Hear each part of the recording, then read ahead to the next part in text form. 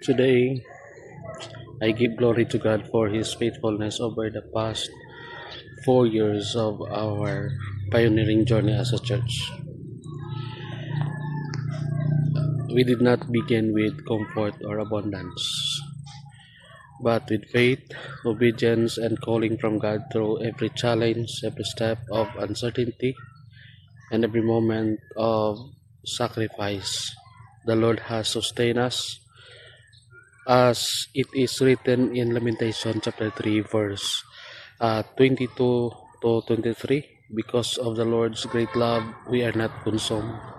Great is His faithfulness.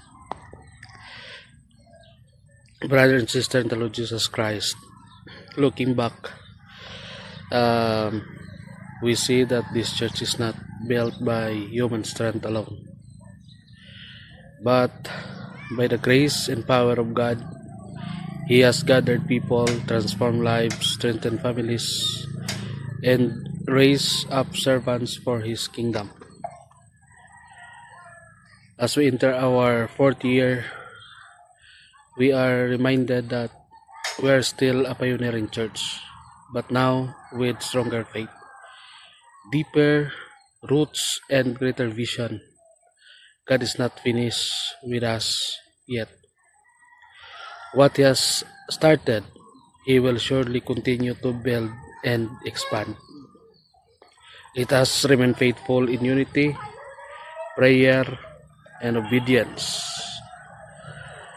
Let us not only celebrate what God has done, but also prepare for what He is about to do. The harvest is still great, and the mission continues. To God be all the glory for 4 years of grace, growth, and guidance, and for many years ahead. God bless everyone.